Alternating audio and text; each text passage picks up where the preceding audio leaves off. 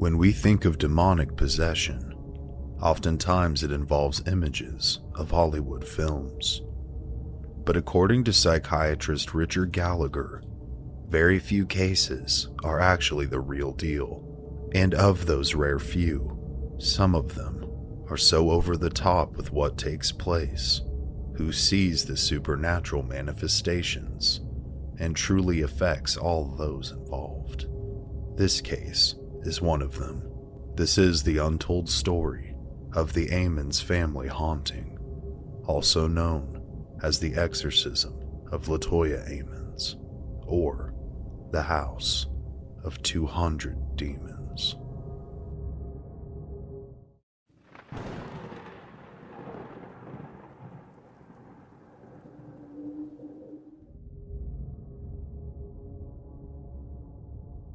In November of 2011, Latoya Ammons moved her 3 small children and her mother, Rosa Campbell, into a new home in a seemingly quiet neighborhood on Carolina Street in Gary, Indiana. The family was ready for a new start, and the children couldn't wait to move in. What they would discover is the home of their dreams would turn out to become something more reminiscent of their nightmares.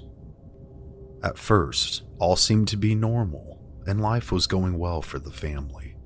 It wasn't until December that they began to experience strange and unexplainable happenings. In the dead of winter, Latoya Ammons had noticed large swarms of horseflies invading her screened-in front porch. She and her mother would kill them, but every single day they would return in what appeared to be greater numbers. After some time, the flies disappeared, lulling Latoya into a false sense of security and filling her with a feeling of relief. But despite the absence of the flies, the strange happenings would persist. Every night around midnight, when everybody was in bed, they would hear footsteps climbing the basement stairs. In a state of terrified shock, Latoya and her mother would listen as the steps got louder and louder, eventually reaching the top. Once at the top of the stairs, the door from the basement to the kitchen would open, even if the door had been previously locked. But when the unexplained noises were investigated, all that would be found is the basement door open to the pitch black void below. One quiet night, Latoya was awoken by the sound of her closet door opening. As she turned to inspect the source of the disturbance, she saw a tall, shadowy figure emerge from her closet, and then it exited through her door and into the living room. Latoya leapt from her bed and followed the figure, and what she would discover would make her blood run cold.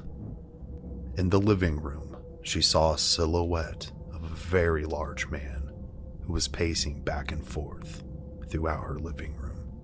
Who was this man? What did he want? And more importantly, what was he doing in her home? Latoya instinctually turned on the light in an attempt to confront the intruder.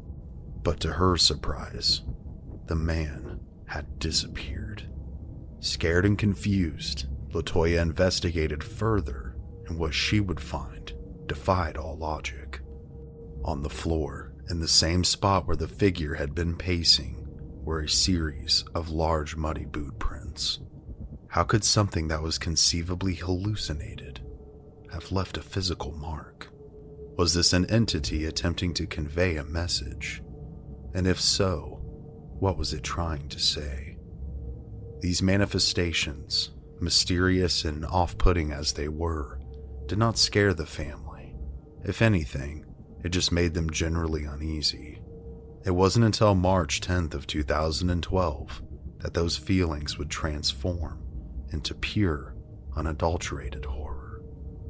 On the date in question, Latoya and Campbell were hosting a wake, mourning the loss of a family member, which was attended by a small group of friends and family. The wake had lasted long into the night, and at around 2 a.m. was abruptly interrupted by the sound of screaming. Latoya had been in her mother's room with her 12-year-old daughter and her daughter's friend when suddenly Latoya began screaming for her mother. Rosa sprinted into the room to find her 12-year-old granddaughter unconscious and levitating over the bed. After gathering their bearings, the family and friends surrounded the bed and began to pray. As they prayed, the girl was slowly lowered back down and onto the bed. What is going on, Campbell thought. Why is this happening? When the girl awoke, she had no recollection of what had just taken place. Soon after, the visibly shaken and traumatized visitors left the house and would ultimately refuse to ever return. What began as a place of family and safety had overnight become a place of terror and loneliness. Unsure of where else to turn, Latoya and Rosa called a slew of local churches, but most refused to listen. Eventually, they would get a hold of a church that was willing to hear their story, and once it was heard, the circumstance was undeniable. To the family's shock, officials at the church informed them that what they were dealing with was in fact a demonic occupation of their home. At the recommendation of the church, Latoya and her mother cleaned out the entire home with bleach and ammonia, poured olive oil on the children's hands and feet, and smeared oil in the shape of a cross on their foreheads. Seeking further guidance and expertise, they reached out to 2 clairvoyants who told them that their home was beset by over 200 demons. The family was instructed that their best course of action would be to move. However, they were strapped for cash, and moving was not an option at the time. Instead, Latoya, at the advice of the clairvoyants, made an altar in the basement. The altar consisted of an end table covered in a white sheet, and on the sheet was placed a candle and the statues of Mary, Joseph, and Jesus. She also covered the walls in the basement in salt, which was believed to add an extra layer of protection from the demonic. Dressed in white clothing, Latoya and a friend conducted a cleansing ritual inside of the house. They burned sage and sulfur, starting upstairs and working their way all the way to the basement, drawing crosses in the smoke in every room. Her friend read Psalm 91 as they proceeded. "You will not fear the terror of night, nor the arrow that flies by day, nor the pestilence that stalks in the darkness, nor the plague that destroys at midday." After the ritual was performed, nothing out of the ordinary happened for about 3 days. But after those 3 days passed, the situation became infinitely worse. Latoya started to notice that her children were acting strange. For seemingly no reason whatsoever, they began talking in sinister, deep voices, and their smiles became twisted and curled.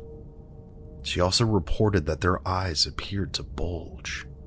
Her children were acting like completely different people.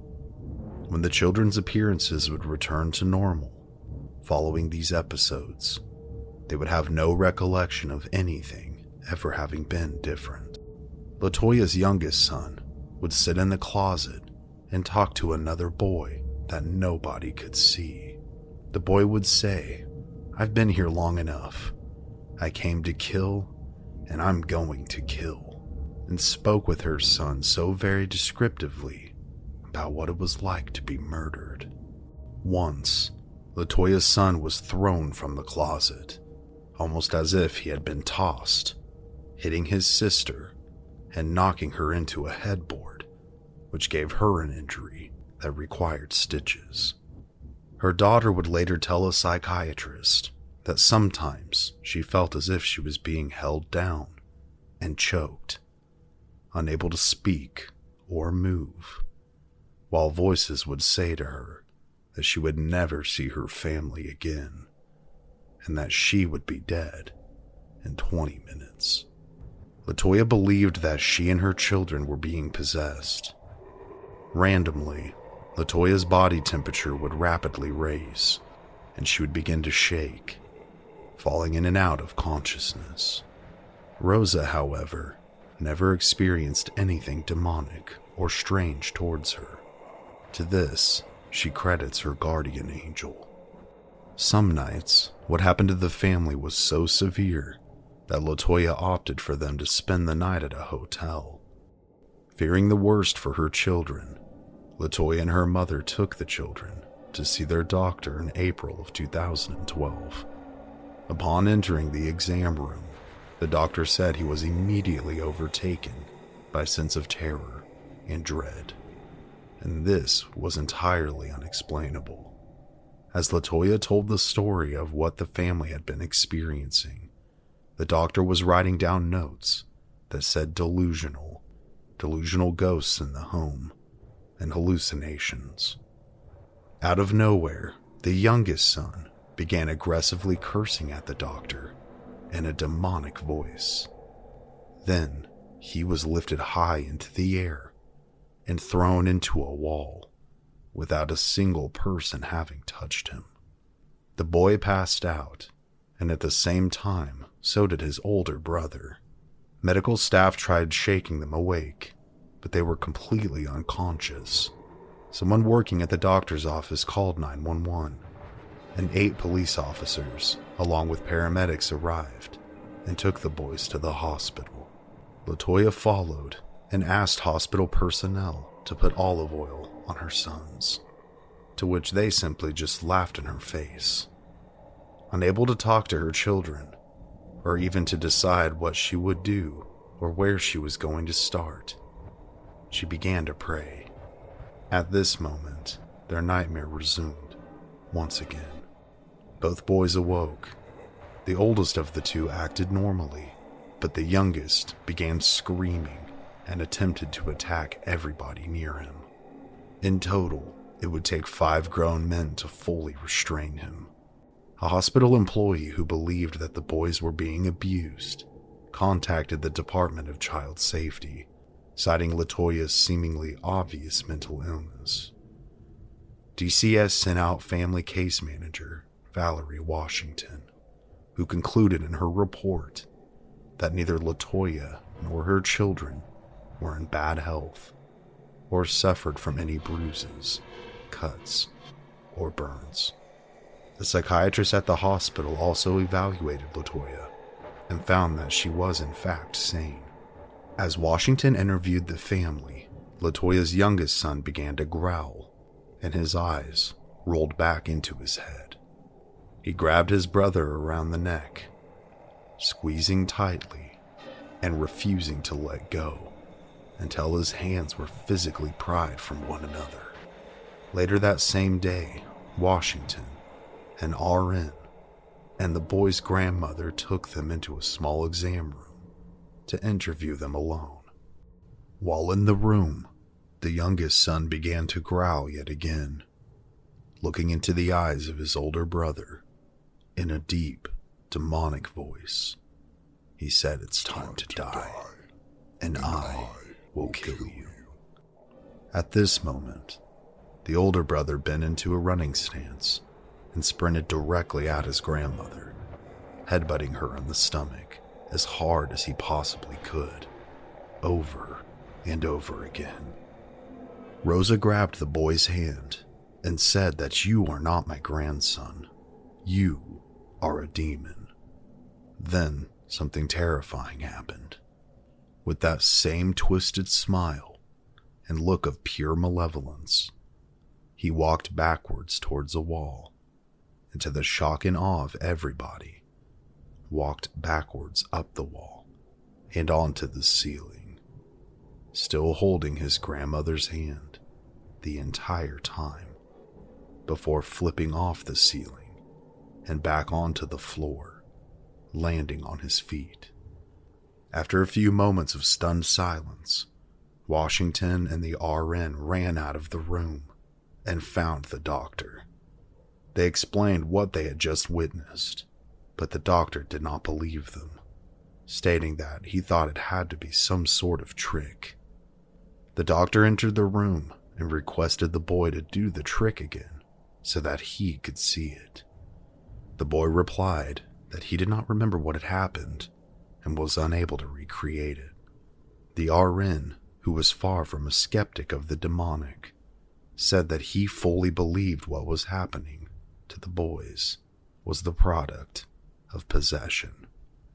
And the case manager agreed, stating that there was an evil influence affecting the Ammons family. Latoya's youngest son was admitted to the hospital, and she spent the night with him, while Rosa took the two older children to stay with a relative.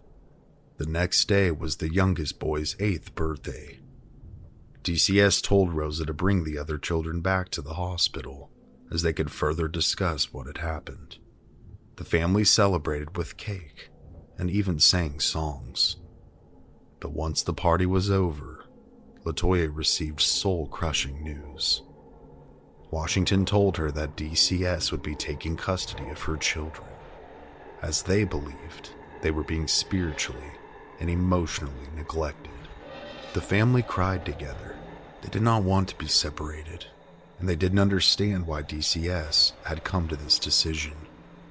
But unfortunately, there was nothing that they could do. On the morning of April 20th of 2012, Latoya would receive some rather unexpected assistance. The hospital chaplain contacted Reverend Maginot. The Reverend had never performed an exorcism before, nor had he ever been asked. But he agreed to help as much as he could. Visiting Latoya and Rosa at their home on Carolina Street, he interviewed them. While they spoke, Rosa commented on a flickering light in the bathroom, which stopped each time the Reverend walked over to it. It must be scared of me, he thought. The interview would be interrupted once again when Rosa pointed out that the window blinds in the kitchen kept swinging, even at the absence of an air current in their home. Maginot also said that he saw wet footprints in the living room, and during the interview, Latoya complained of a migraine. The Reverend wondered whether this could be attributed to the demonic activity, so he placed a crucifix on her head. She then began convulsing. After interviewing the two women for 4 hours, Reverend Maginot was convinced that the family was being tormented by demons and that they had overtaken their home. He blessed the house and told them the house wasn't safe and that they needed to leave immediately. So the two moved in with a relative.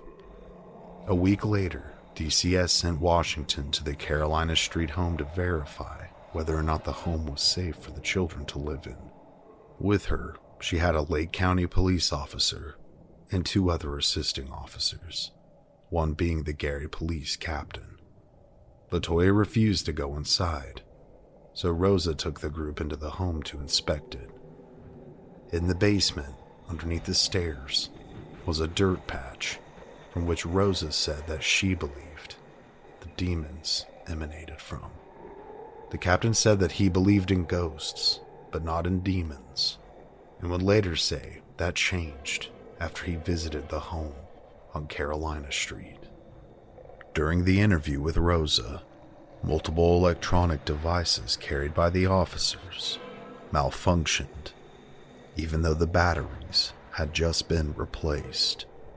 An audio recording taken by one of the officers, when played back, revealed a disembodied voice whispering to them. They also took multiple photos which contained silhouettes, and when enhanced, one even contained a face. At his home, the police captain said that his garage door refused to open, and the driver's seat of his personal vehicle began moving erratically on its own. After it was inspected by a mechanic, it was revealed that the motor that controlled the seat was broken, and that if it malfunctioned while the captain was driving, it could have resulted in a distraction, which would have caused a serious accident. Some time would pass before the same group, accompanied by 2 other officers, as well as DCS case manager Samantha Illick, would return to the home. Illick went in place of Washington, as Washington refused to re-enter the home. As they entered the basement, Illick noticed a strange liquid dripping. When she touched it, she noticed that it felt both slippery and sticky between her fingers. Maginot wanted to check the dirt spot under the stairs for items that may be cursed, as this would offer a solid explanation as to what the family was dealing with. But upon searching, he would find nothing of significance. Maginot blessed some salt and spread it throughout the basement, and the group went back upstairs.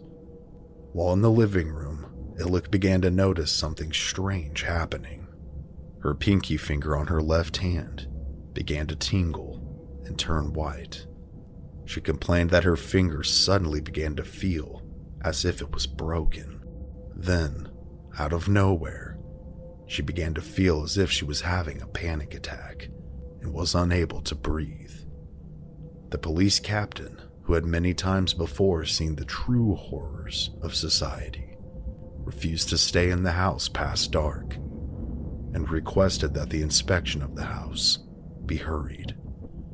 Illick and Latoya left the house, and the officers continued their investigation.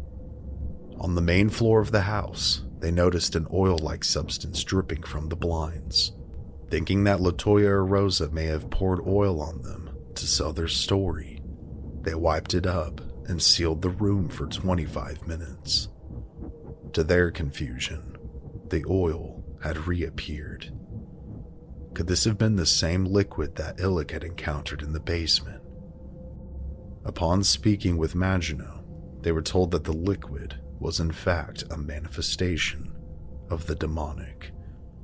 The Reverend would take notes of his findings and requested permission from a bishop to perform an exorcism on Latoya herself, but his request was denied.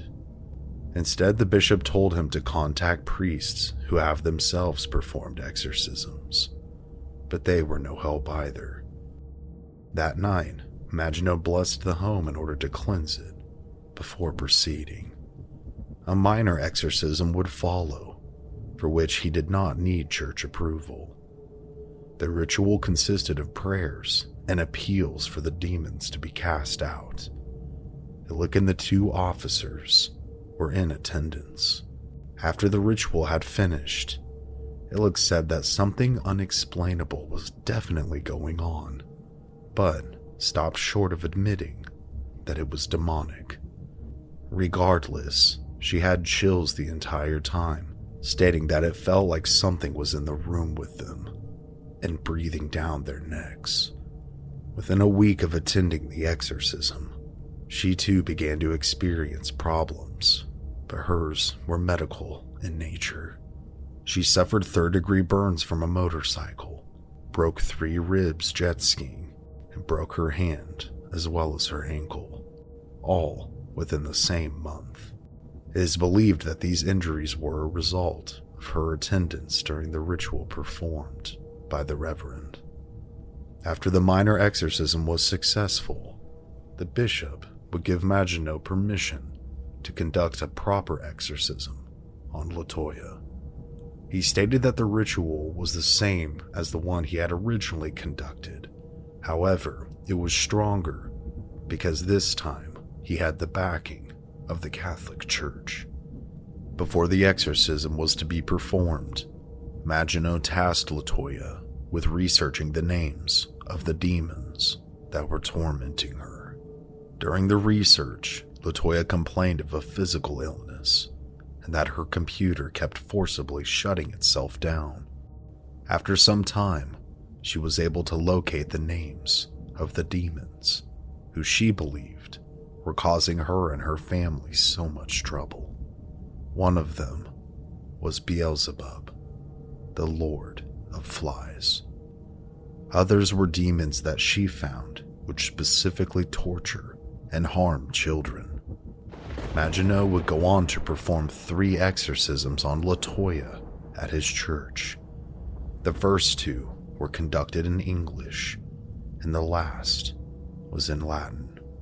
During these exorcisms, Maginot pressed a crucifix to her head and chanted, "I cast you out, unclean spirit," along with every satanic power of the enemy, every specter from hell, and all of your companions, in the name of the Lord Jesus Christ.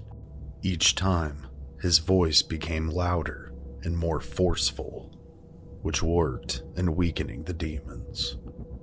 Latoya convulsed violently, showing off the demon's true strength to Maginot.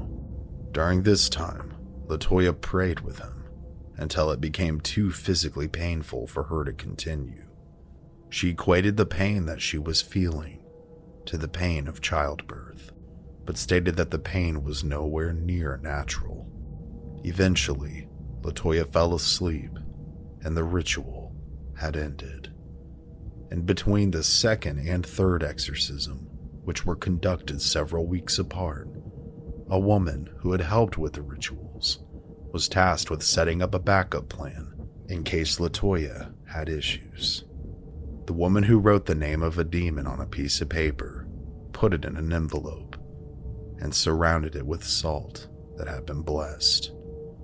If Latoya had problems, the woman was to burn the envelope containing the name of the demon. Within that time, Latoya and her mother had moved into a new home in Indianapolis, a home which Maginot had previously blessed. One night, as a storm raged outside, Latoya would call Maginot complaining that she was having horrifically bad nightmares pertaining to demons. So, the woman was instructed to burn the envelope, and after this, the nightmares would cease. Time would pass, and new tenants would eventually occupy the home on Carolina Street, and the landlord would say that since the incidents involving the Ammons family, no other paranormal activity had been reported at the residence. Latoya would eventually regain custody of her children in November of 2012, and DCS would regularly check up on them until January of 2013, when they would ultimately close their case. They noted that there were no demonic presences reported at their home in Indianapolis, and that her children felt much safer within its walls. Ammons thanked God for guiding them through, and the family would go on to live happily and quietly without any semblance of demonic intervention.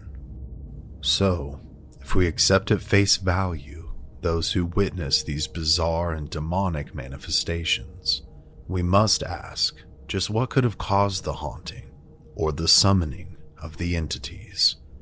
Did Latoya mess with something that she shouldn't have? Was it something indeed invoked within the property itself at some point? Or could it have been generational? It's hard to tell, but what is incredible is that nurses, officers, and other officials of the state bore witness to these happenings. Although not descriptive as some of my other videos, the information at times is scarce, so I did the best I could to piece everything together. It is believed that the other 199 demons were under or serving Beelzebub, which certainly made himself present with the swarms of flies in the depths of winter. Ultimately, I am glad that this family was able to free themselves from the ensnaring trap of the devil and his minions. Not everyone is so lucky, and in due time, we'll cover cases that reflect that. So my advice, if you enter a home, let alone live there, and feel as if eyes are boring a hole into the back of your head, and you feel scared for no reason, trust your gut, because ultimately, it could end up saving your very soul. Thank you all so much for watching this brand new video. I will be doing a giveaway following this video of a signed Mystery Archives poster. All you have to do is comment, like, and share this video to enter. All these things truly help me out in the algorithm, and they keep me seen by new people. Also, a big thanks to DraftKings for yet again helping to support the channel. And other than that, guys, I hope all of you have an incredible fall, make the changes you need to make, and continue to chase a happy and successful life. And until next time, this has been Cody here at Mystery Archives. Remember to please stay safe out there, and take care.